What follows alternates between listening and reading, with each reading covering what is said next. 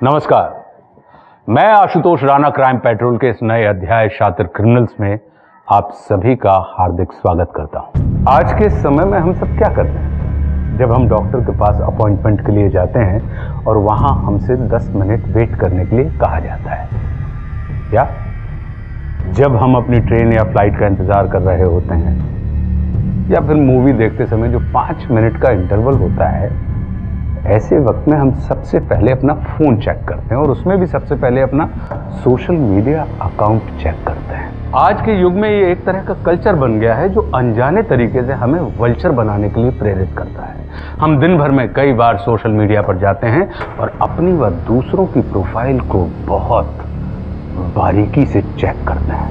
लत और लात का बड़ा नजदीकी रिश्ता है।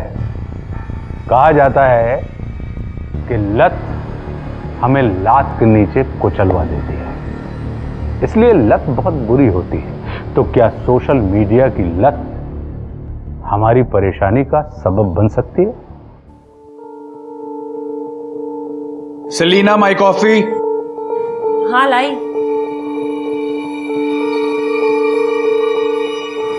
टिफिन रेडी है? हाँ जल्दी करो, मुझे लेट हो रहा है। हाँ हाँ।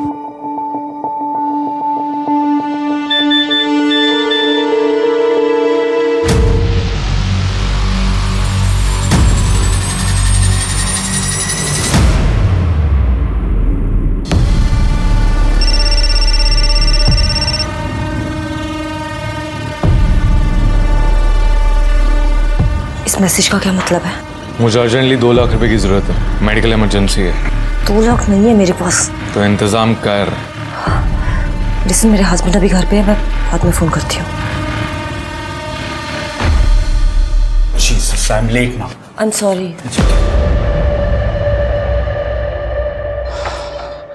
अब लिसन, अकाउंट डिपार्टमेंट से एक लड़का आएगा, गिब्सन। उससे पैसे ले लेना और सेफ्टी से रख देना, ठीक है? मैं बाद में चेक करूंगा।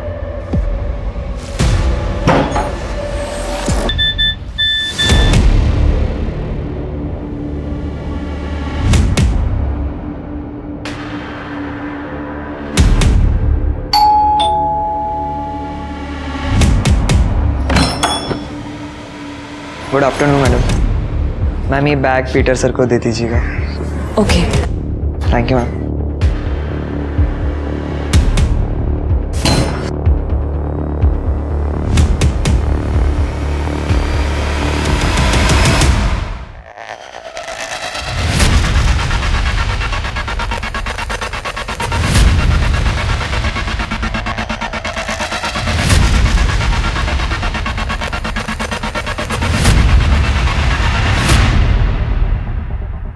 मत कैसे हुई मेरे पैसे चुराने की? हाँ सर मैंने तुझे जॉब दिया, तुझे अच्छी सैलरी दी और तूने मुझे ही धोखा दिया। सर मेरी बात सुनिए सर मैंने 5 लाख रुपए मैडम को ही दिए थे sir. Jesus, are you calling my wife? No sir. सच बता, पैसे कहाँ रखे हैं, वरना मैं अभी पुलिस को बुलाऊंगा। Sir I swear on God sir, मैंने सर कुछ ऐसा नहीं किया sir. He is innocent. 2 lakh रुपए मैंने लिए थे। What?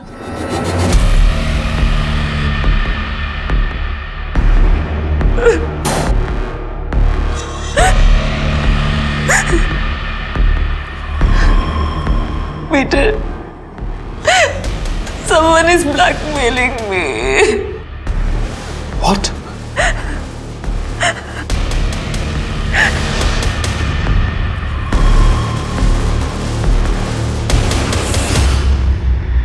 Peter, I'm sorry. I made a mistake. Please forgive me.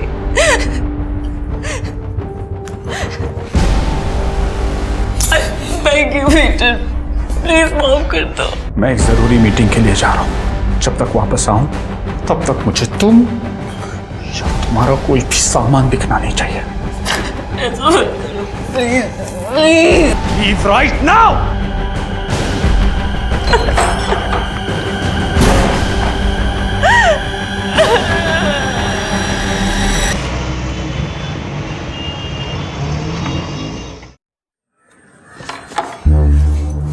दरवाजा लॉक नहीं है, मतलब कमीनी औरत घर पे ही है।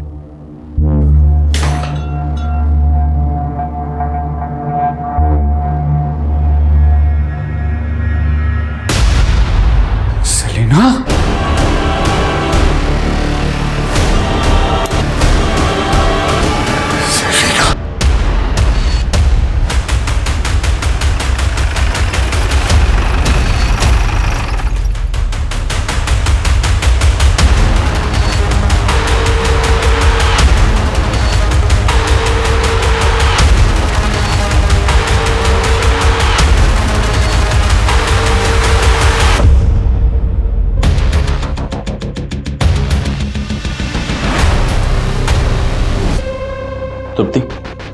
बॉडी नीचे उतारो और पोस्टमार्टम के लिए भेज दो।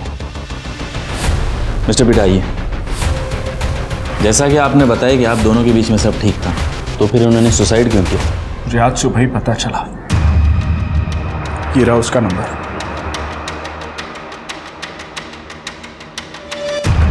सेलिना ने 2 दिन पहले इस आदमी को 2 लाख रुपए दिए थे।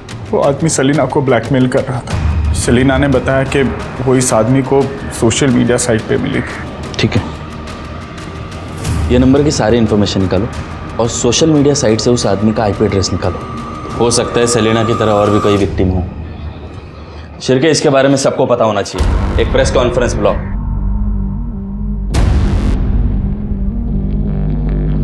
इस सुसाइड के पीछे जिसका हाथ है उस आदमी का पता चल गया है। ये सोशल मीडिया के थ्रू औरतों को फंसाता है और उन्हें ब्लैकमेल करता है। तो मैं आपसे रिक्वेस्ट करता हूं कि और भी अगर सेलिना की तरह कोई पीड़िता हो तो प्लीज सामने आए, घबराए नहीं, हमारी मदद करे उस आदमी को पकड़ने।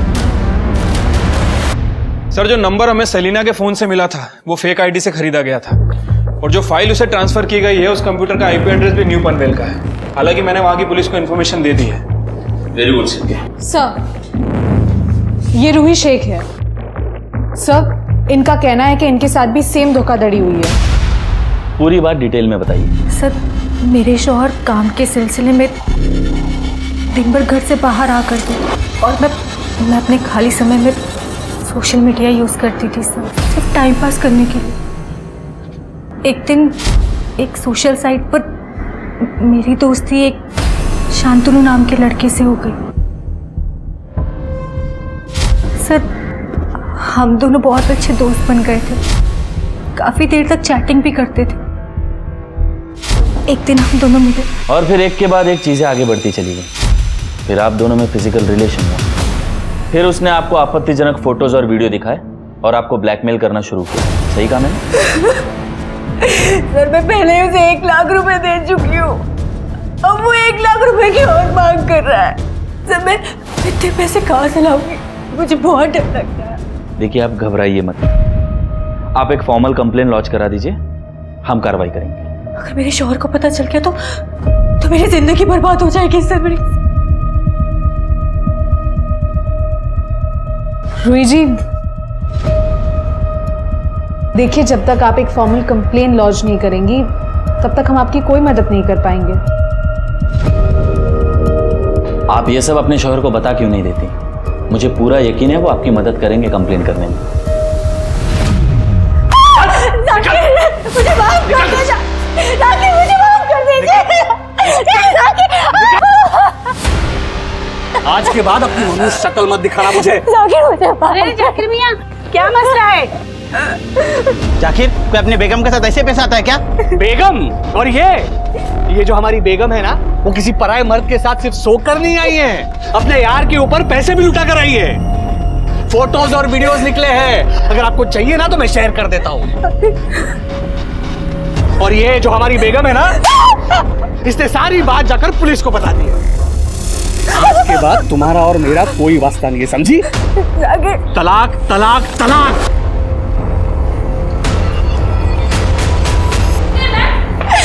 मेरे शौहर मुझे तलाक दे रहे हैं और ये सब आप लोगों की वजह से हुआ है। पूरे मोहल्ले के सामने उन्होंने मेरा तमाशा बना दिया। आप लोगों की वजह से अब मेरे सर पर छत भी नहीं है। मैं क्या करूं, कहाँ जाऊं? बोलिए, क्या करूं? गलती हर इंसान से होती है। तुम्हारी बीवी से भी गलती हुई, उसे उस बात का पछतावा है। देखो, तुम उसके शौहर हो, उसे माफ करो। रूही के अनुसार उसने इसके पहले कभी भी तुम्हें शिकायत का मौका नहीं दिया। हो गया आपका बोल के। अब मुझे एक बात बताना, अगर आपकी बीवी किसी पराये मर्द के साथ सोकर आती तो क्या आप उसे वापस अपनी जिंदगी में लेते? वो फोटोज और वीडियोस देखने के बाद उसे पहले की तरह वापस अपनाते? क्या हो गया, बोलती बंद होगी तुम्हारी? देखिए, आप ऐसे बात नहीं कर सकते।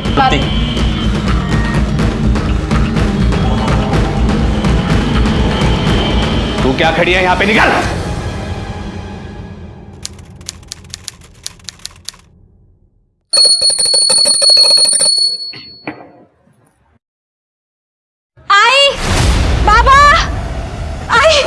बाबा, अरे क्या हुआ? आई वो बाहर। क्या हुआ बताओ तो सही। आई बच्चा।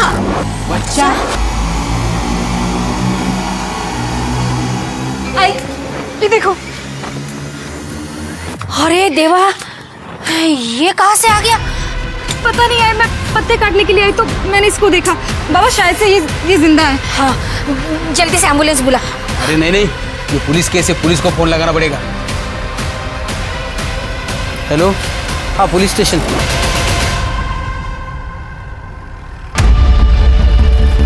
बच्चा कहाँ है? गॉड, तुर्ती जल्दी से हॉस्पिटल लेके जाओ। अरे कोई कपड़ा है क्या?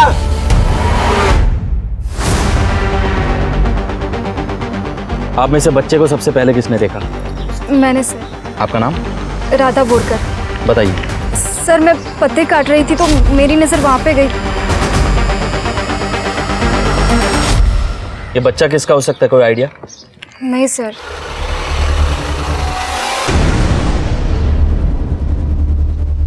राधा, राजन, ठीक है ना? ये कौन है? ये मेरे पति हैं, पुणे में जॉब करते हैं, सॉफ्टवेयर इंजीनियर हैं। राधा ने कॉल किया, काफ़ी घबराई हुई थी, बच्चे के बारे में बताया। शादी को कितना समय हो गया? 2 साल। कोई बच्चे? नहीं। ये आपके आई बाबा है? नहीं सर, ये राधा के आई बाबा है। बाबा को पैरालिसिस का स्ट्रोक आया था, उसके बाद से हम इनके साथ ही रह रहे हैं, इनकी देखभाल के लिए। ठीक है, तहकीकात चल रही है, फिर मुलाकात होगी।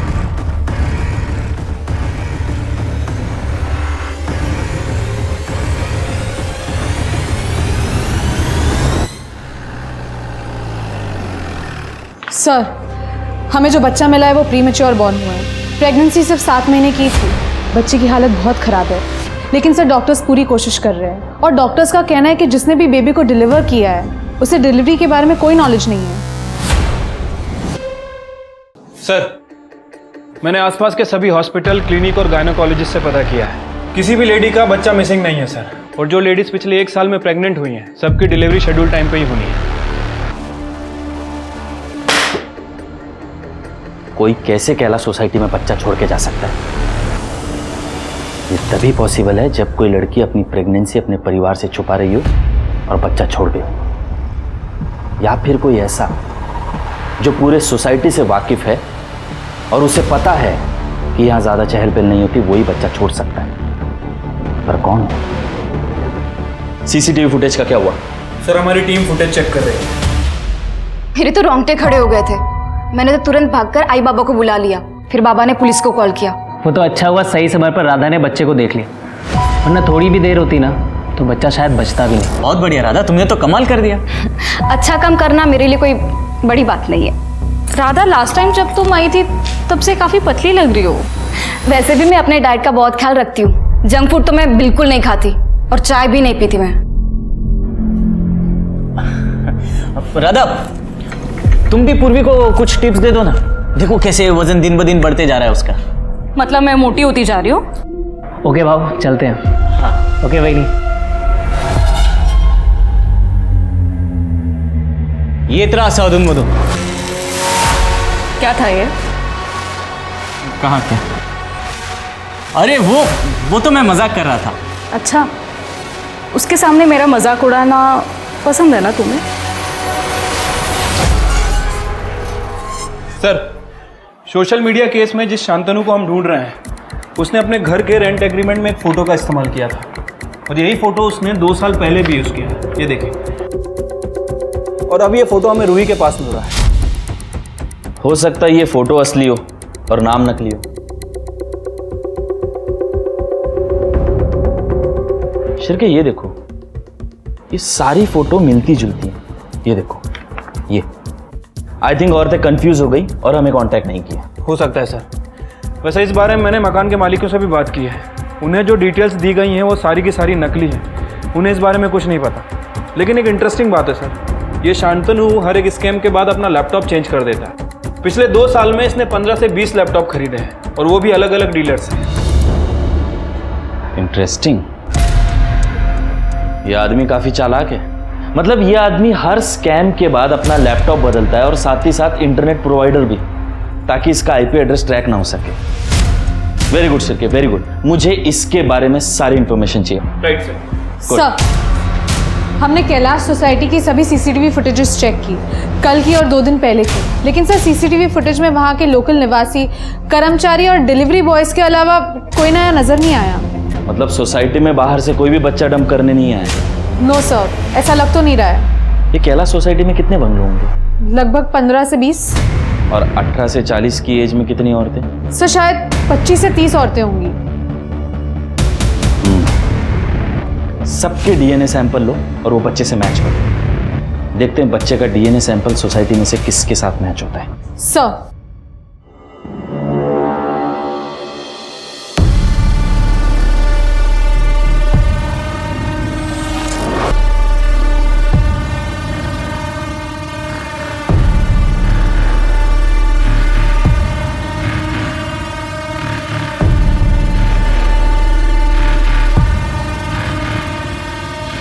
सोनल, रात को 8 बजे खाना तैयार रखना।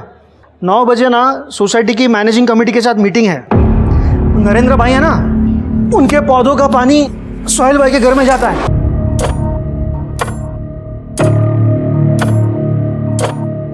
क्या है? जब देखो फोन पर।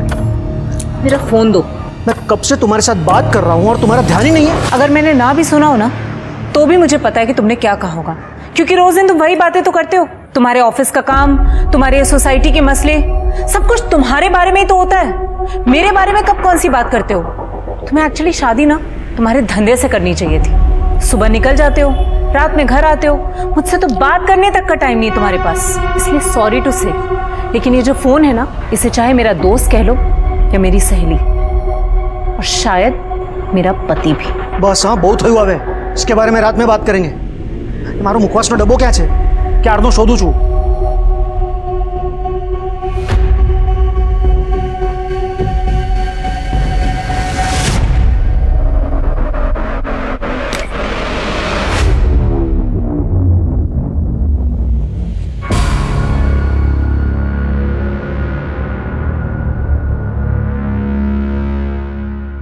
अपने नॉटी फोटोज भेजो। अच्छा, मैंने तुम्हारा आज तक चेहरा भी नहीं देखा है और तुम्हें मेरे वैसे वाले फोटोज चाहिए। प्लीज़ जान, प्लीज़ भेज दो।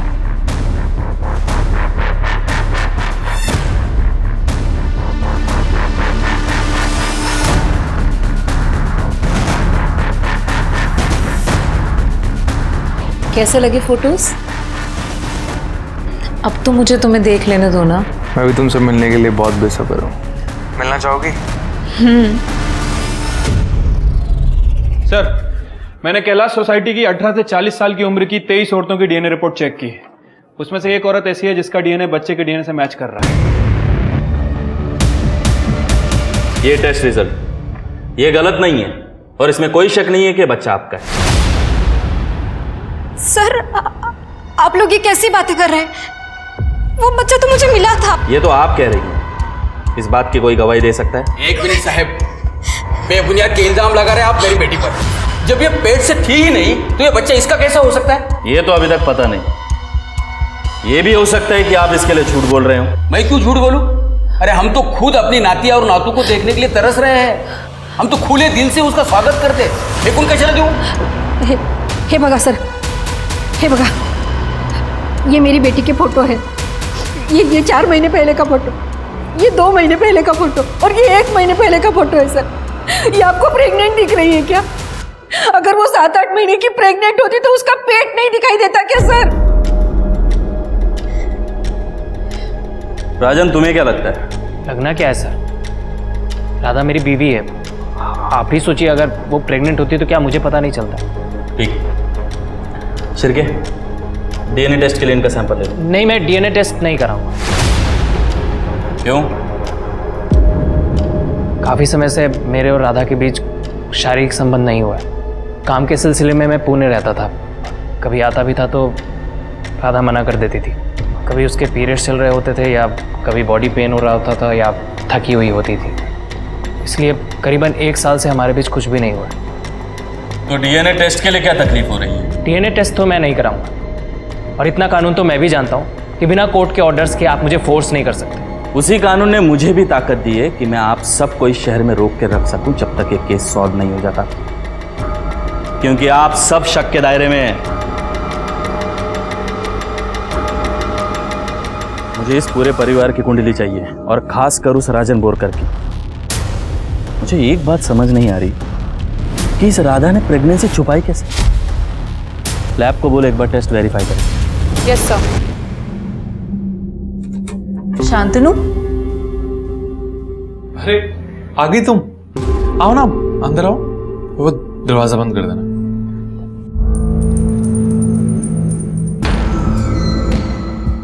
देर लगाती तुमने आना में। मैं कब से तुम्हारा इंतजार कर रहा था। अब मुझसे भी कोई पिरा नहीं जा रहे।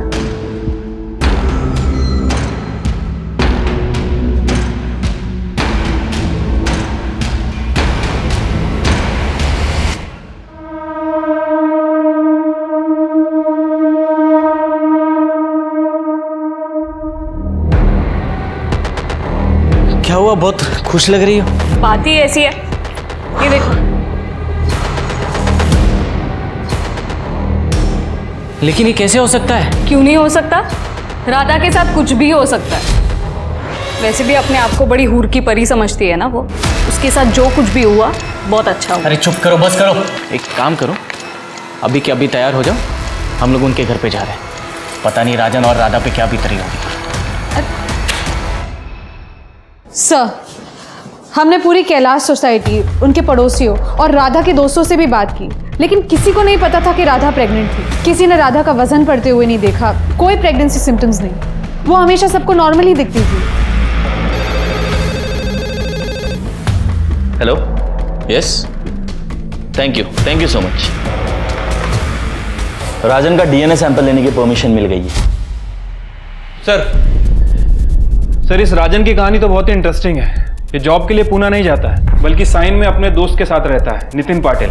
राजन के फ़ोन रिकॉर्ड और लोकेशन रिकॉर्ड से नितिन का नंबर मिला, और जब मैंने राजन की कंपनी में इंक्वायरी की तो उन्होंने बताया कि राजन को उन्होंने 1 साल पहले ही जॉब से निकाल दिया था। राजन ने घर पे झूठ बोला, और सर नितिन ने हमें बताया कि पिछले 1 साल से वो छोटा मोटा काम करके घर का खर्चा चला रहा है, और इसीलिए वो पुणे जाने का नाटक करता है। Very good Shirke, very good. मुझे लगा ही था ये सब इतना सिंपल नहीं है। सर, शांतनु ऑनलाइन एक्टिव हुआ है। उसने वो फोटो इस्तेमाल किए है जो रूही के केस में इस्तेमाल किए थे। उसका आईपी एड्रेस? सर, अपनी टीम ट्रैक कर रही है। Very good. अच्छा सुनो, मुझे रात को मैसेज या कॉल मत करना, मेरे हस्बैंड को शक होने लगा। ठीक है बाबा, नहीं करूँ। बाय।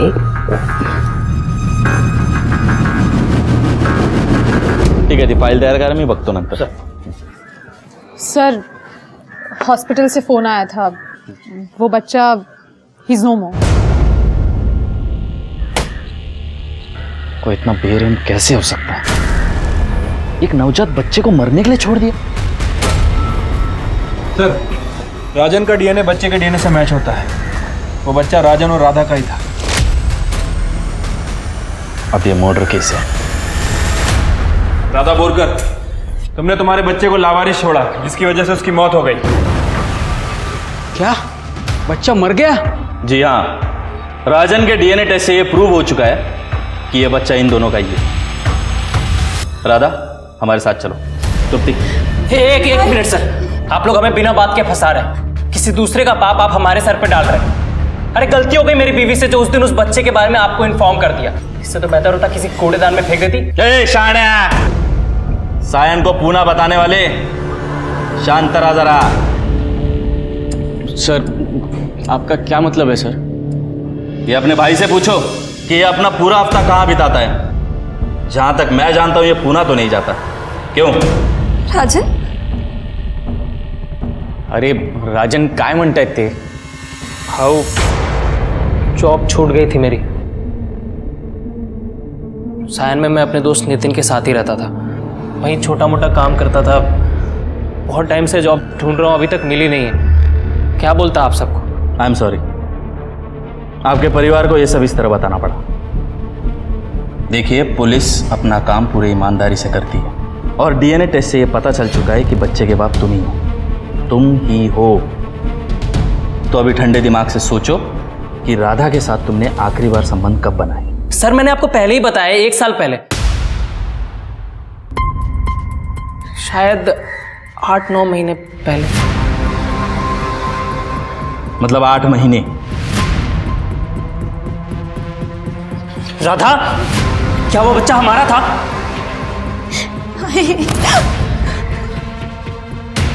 तृप्ति, लेके चलो।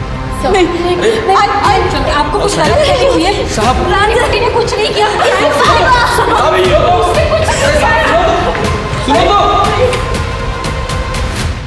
पुलिस को एक और झटका मिला। जब पुलिस ने राधा का सोशल मीडिया अकाउंट चेक किया तब पुलिस को पता चला कि राधा की दोस्ती पिछले 6 महीने से एक आदमी के साथ हुई। वो आदमी जिसका नाम शांतनु था। ये पुलिस के लिए खतरे की घंटी थी। क्या ये वही शांतनु है जो पिछले 6 महीने से अधिक समय से नहीं मिल रहा है? क्या उसने ही राधा के साथ धोखा किया है?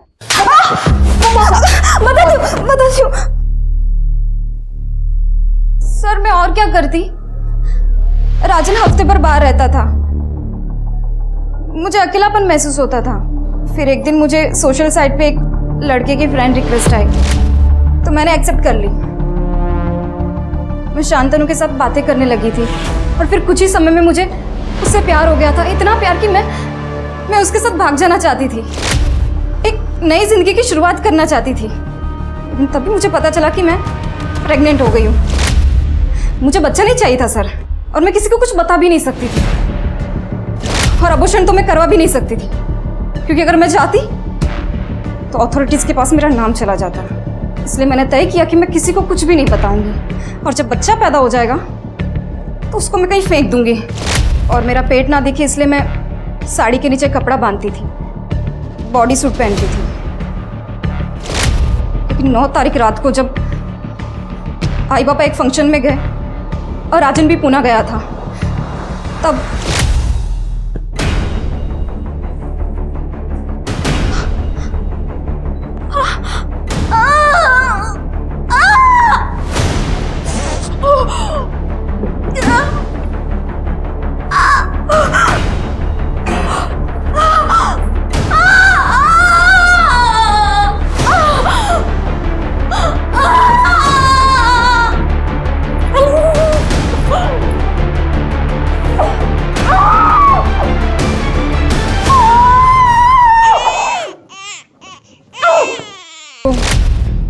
कूड़ेदान में फेंक दिया। फिर अगले दिन आई। सर एक मिनट, एक गुमनाम फोन आया था। वो आदमी बोल रहा है कि वो राजन का दोस्त है और राजन को राधा के अफेयर के बारे में पता था। इस बात को लेकर दोनों में झगड़ा होता था। तो राजन लगी नहीं सर। हाँ सर, एक दिन मुझे एक अननोन नंबर से कॉल आया था।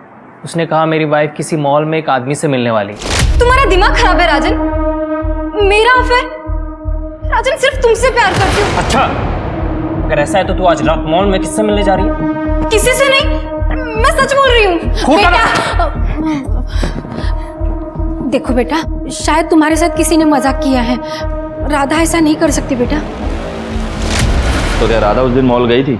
नहीं सर, उसके बाद कभी हमने इस बारे में बात भी नहीं की। मैं राधा से बहुत प्यार करता हूँ उसे। मैं कभी सपने में भी नहीं सोच सकता कि वो अपनी प्रेगनेंसी के बारे में मुझसे छुपाएगी, बल्कne उसे ऐसे ही छोड़ देगी, एक ऐसे इंसान के बारे में सोचते हुए जिसे कभी उसने देखा भी नहीं था। इन सब चक्करों के चक्कर में मैंने अपना बच्चा खो दिया। शेर के इतना सब सुनने के बाद ताज़ी हवा की सख्त ज़रूरत थी। हाँ सर, वैसे जब हम राजन को इंटरोगेट कर रहे थे तब सर राधा के फ़ोन की रिपोर्ट आई थी।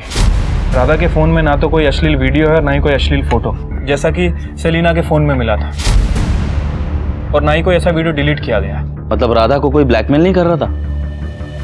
लेकिन ये शांतनु तो पहले दोस्ती करता है, फिर प्यार मोहब्बत का नाटक करके ब्लैकमेल करके पैसे लेके भाग जाता है। ये राधा के लिए हृदय परिवर्तन कैसे हो गया इसका? सर वही तो समझ। शांतनु को ट्रैक कर लिया। उसके आईपी एड्रेस के मुताबिक उसने एमजी रोड पर अभी एक फ्लैट किराए पे लिया है, और सर इस वक्त वो दौलत नगर की रहने वाली सोनल कपाड़िया को अपने जाल में फंसा रहा है। Very good. अब 2 टीम बनाओ और दोनों जगहों को सर्विलेंस पे रखो। शांतनु को आज रंगे हाथ पकड़ते हैं। Right sir. सुनो, मुझे 2 लाख रुपए की बहुत ज़रूरत है। कुछ मेडिकल इमरजेंसी है, प्लीज़ पैसे अरेंज करवा दो। मेरे पास 2 लाख रुपए नहीं है, लेकिन हुआ क्या है? वो सब मैं तुम्हें मिलकर बताऊंगा। भाभी प्लीज मुझे पैसों की जरूरत है। देखो तुम्हारे अलावा मेरा कोई और है भी नहीं है, तुम बिल्कुल भी टेंशन मत लेना, मैं तुम्हें जल्द से जल्द पैसे वापस कर दूंगा। लेकिन शांतनु, अगर मेरे पास होते तो तुम्हें मैं मना क्यों करती? मेरे पास नहीं है। सोनल, मैं भी फोन रखती हूँ। सोनल क्या कर रही हो? अरे बराड़ा पाड़ी रो चुके यार, बाथरूम में से चिल्ला रहा हूं मैं कब से, टॉवेल भूल गया था। मैंने संभळायो नहीं, वो फोन फिर से फोन ककड़ाहट।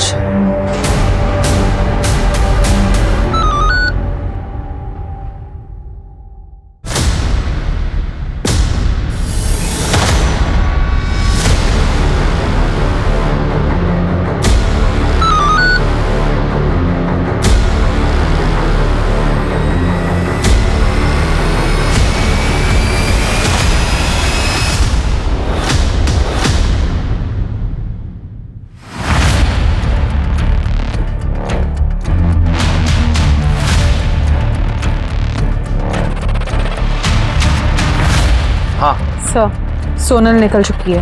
वो सोनल से ही मिलने जा रहा है। सर मेरे हिसाब से मीटिंग पांचाल पार्क में होने वाली है। तुम दोनों मुझे लोकेशन भेजो, मैं वहीं पहुंचता हूँ।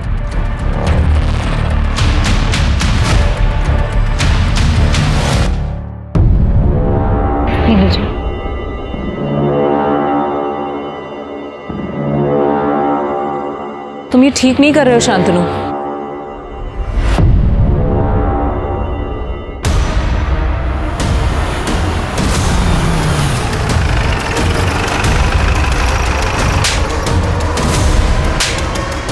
येऊन जायला। अरे यार मैंने क्या किया?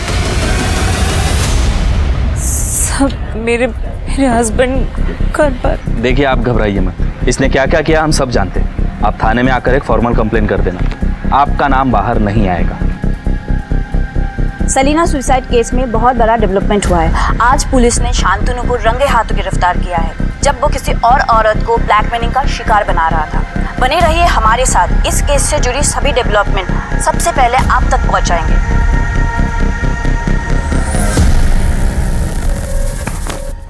शांतनु दास गुप्ता, बता कितनी?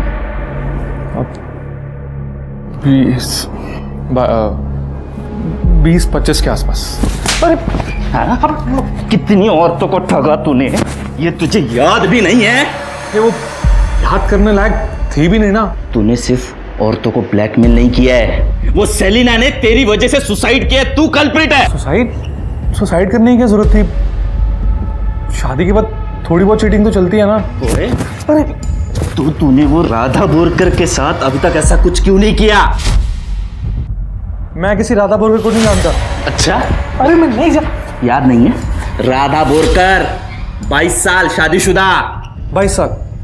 फिर तो मैं वाकई में नहीं जानता, क्योंकि मेरा टारगेट सिर्फ 35 से 40 साल की औरतों पर होता है, जो सेक्सुअली एक्टिव होती हैं लेकिन अकेली और तन्हा होती हैं। अरे लेकिन वो राधा बोरकर जिस सोशल मीडिया साइट पे शांतनु से बात कर रही थी ना, उस पे तेरा फोटो था। अरे मुझे नहीं मालूम कि मेरा फोटो वहां पे कैसे पहुंचा, और मैं सच बता रहा हूँ, मैं किसी राधा बोरकर को नहीं जानता हूँ। सर जिस समय राधा शांतनु के टच में थी, उस समय शांतनु दासगुप्ता के फोन की लोकेशन और आईपी एड्रेस कहीं और का है। लेकिन राधा जिस शांतनु से बात कर रही थी, उस समय उसका आईपी एड्रेस पवन बाग के साइबर कैफे का है, और राधा के मुताबिक उसने शांतनु से कभी मुलाकात नहीं की, उसे ऑनलाइन ही उससे प्यार हो गया। अच्छा, तभी राधा के कोई फोटोज और वीडियो नहीं मिले। लेकिन अगर ये शांतनु दासगुप्ता सच बोल रहा है, मतलब कोई दूसरा शांतनु है जो राधा को फंसा रहा है इसकी फोटो इस्तेमाल करके। हो सकता है सर, लेकिन सर इस शांतनु ने पिछले 15 से 20 दिन में कोई एक्टिविटी नहीं। ओके शिरके, ये साइबर कैफे में जाओ और ये जो कोई भी दूसरा शांतनु है उसकी फुटेज निकालो। सर, एक औरत की डेड बॉडी मिली है।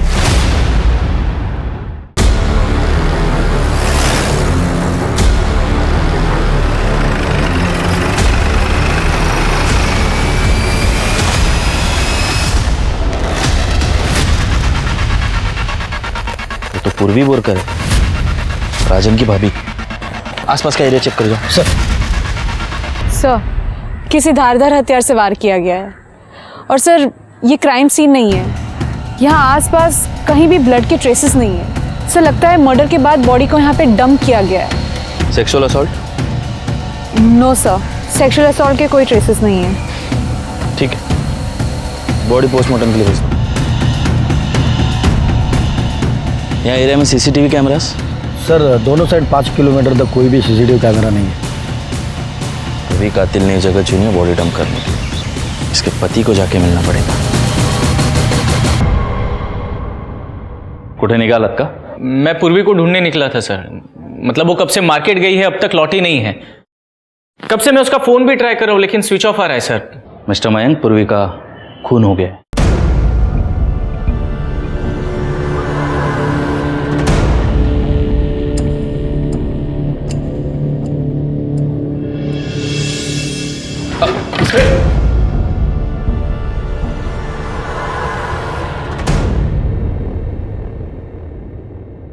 मिस्टर मयंक, सांभाळा स्वतःला। पूर्वी की डेड बॉडी हमें जंगल में मिली। उसको कोई क्यों मारेगा सर? पूर्वी की किसी से दुश्मनी, झगड़ा वगैरह? पूर्वी की डेड बॉडी के पास हमें उसका पर्स, मोबाइल कुछ नहीं मिला। क्या वो यहाँ हो सकता है? नहीं सर, वो अपने साथ लेकर गई थी, इसलिए तो मैं उसको फोन ट्राई कर रहा था सर। हमें फिर भी एक बार घर की तलाशी लेनी होगी। चेक करा। तुप्ती, साइबर टीम को बुलाओ और पूर्वी का सोशल मीडिया अकाउंट चेक करवाओ। Yes sir.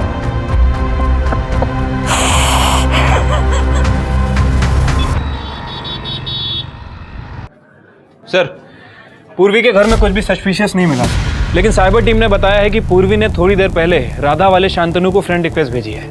और शांतनु का आईपी एड्रेस? सर, टीम उस पर काम कर रही है। दूसरा शांतनु कौन है? वो साइबर कैफे के फुटेज का क्या हुआ? सर, उसे चेक कर रहे हैं।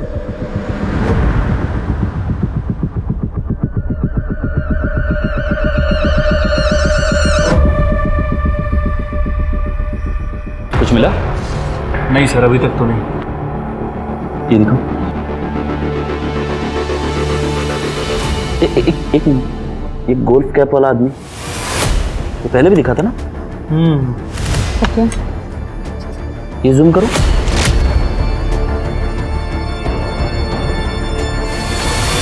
शिरके, ये मोबाइल कवर कहाँ देखा, याद आया?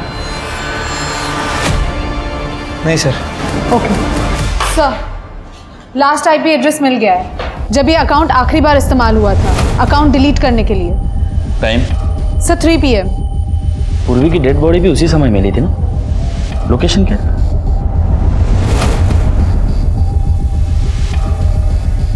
ये लोकेशन मैंने जहां ये मोबाइल कवर देखा है उस लोकेशन से मैच होती है।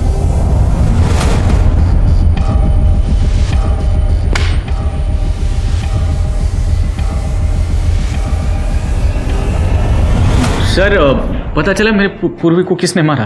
क्यों, तुम्हें नहीं पता? अरे सर, ये क्या बदतमीजी है। मैंने तो सिर्फ आपसे इतना पूछा कि पूर्वी को किसने मारा।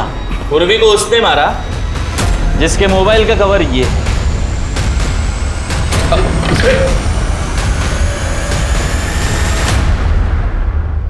इसका आईपी एड्रेस और तेरे घर का लोकेशन मैच होता है। इस मोबाइल की आखिरी लोकेशन जंगल की है जहां पूर्वी की डेड बॉडी डंप की गई। अभी तक गेस कर लिया होगा किसने मारा पूर्वी को? बोल पटपट। बता दो। सारी मेरी ही गलती है। मैंने तो सिर्फ राधा के साथ मजाक करने का सोचा था। बहुत घमंडी थी वो। हर वक्त मेरी पूर्वी का मजाक उड़ाया करती थी, उसे ताने मारा करती थी। उसने तो मजाक में इतना तक कह डाला था कि हमारी शादी को 5 साल हो गए फिर भी हमारा कोई बच्चा नहीं है। सॉरी भाभी, ये ना बंगलो नंबर 7 वाली अनीता के बच्चे के लिए गिफ्ट था। आपको गलती से आ गया। आपका गिफ्ट तो ये रहा। इसमें ना 101 तरीके हैं बच्चे पैदा करने के लिए। इसीलिए मैं हमेशा से उसे सबक सिखाना चाहता था, लेकिन क्या करूं, कैसे करूं, कुछ समझ में नहीं आ रहा था। और फिर अचानक एक दिन मैंने अखबार में शांतनु के बारे में पढ़ा, जिसमें उसकी फ़ोटो भी छपी थी। बस ये आइडिया मुझे वहीं से मिला। तो इसलिए तुमने शांतनु का फोटो इस्तेमाल करके नकली आईडी बनाई और राधा को फ्रेंड रिक्वेस्ट भेजी? हाँ, लेकिन जब राधा ने भी फ्रेंड रिक्वेस्ट एक्सेप्ट की तो मैं शॉक हो गया था। हम लोग घंटों ऑनलाइन चैट किया करते थे। राधा को फेक आईडी वाले शांतनु से प्यार होने लगा था। बिना मिले बिना जाने वो शांतनु के साथ भाग जाना चाहती थी और इसी बात का खुलासा मैं राजन के सामने करना चाहता था, जो उसे अंधों की तरह प्यार करता था। और इसीलिए जब राधा ने मॉल में शांतनु से मिलने का प्लान बनाया तो मैंने राजन को कॉल कर दिया। वो कॉल तूने किया था? हाँ। हेलो राजन, आज शाम को तुम्हारी बीवी अपने आशिक के साथ मॉल में मिलने वाली है। अगर उसे रंगे हाथ पकड़ना चाहते हो तो जल्दी अक्षय मॉल पहुंच जाओ। लेकिन राधा वहां आई ही नहीं और पिछले कुछ हफ्तों से राधा बहुत उतावली हो गई थी। उसे हर हाल में शांतनु के साथ रहना था। इसलिए जब राधा ने मुझे बताया कि वो प्रेग्नेंट है तो मैं शॉक हो गया था, क्योंकि इसके बारे में हमारे फैमिली में से किसी को कुछ नहीं पता था। राधा ने तो यहां तक कह डाला था कि वो बच्चे को अबॉर्ट करेगी और मेरे साथ भाग जाएगी। खोटा बोलो नको। राधा ने बताया था कि उसने मतलब तुझे कुछ नहीं बताया? ओ सर, सांगितलं होतं, बताया था उसने मुझे तो यही बात समझ में नहीं आई कि वो प्रेग्नेंट कब हुई, क्योंकि हम तो उससे रेगुलरली मिला करते थे। वो एकदम नॉर्मल दिखती थी। मैंने सोचा कुछ वक्त इंतजार करूंगा और फिर पूरी दुनिया के सामने उसको एक्सपोज करूंगा, लेकिन उसके पहले ही उसकी प्रीमैच्योर डिलीवरी हो गई और सारा सच सबके सामने आ गया। राधा को तो पता भी नहीं था कि वो जो फेक आईडी थी शांतनु की, उसके पीछे मैं हूं।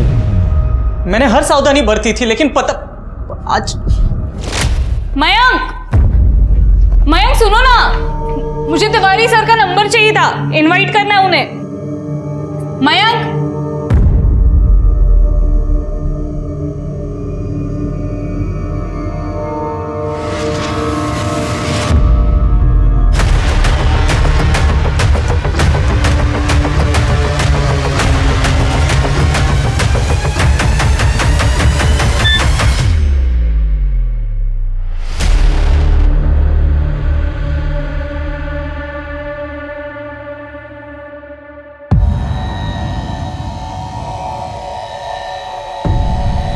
क्या हुआ?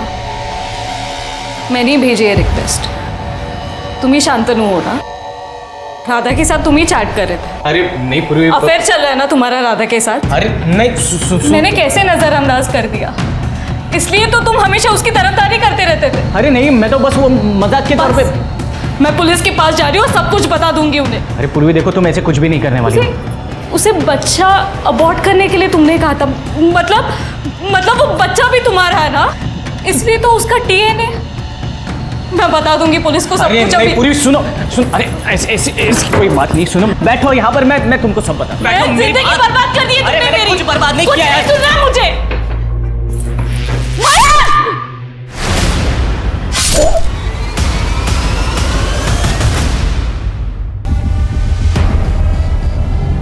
आप जब घर कौन तोड़ के फेंक चुका था, क्या फायदा हुआ रे ये सब करके? तूने तेरी जिंदगी तो बर्बाद कर ही दी और साथ ही साथ राधा और राजन की भी कर दी।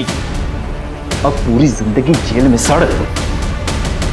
सोशल मीडिया का उपयोग करते हुए सतर्क रहें और हर किसी से दोस्ती ना करें। जैसे हम और आप अपने घर में हर किसी को आने नहीं देते, वैसे ही सोशल मीडिया भी हमारा आभासी घर है। किसी अजनबी को अपने ऑनलाइन जीवन में आने ना दें। इससे ना सिर्फ शारीरिक बल्कि मानसिक जीवन को भी खतरा हो सकता है।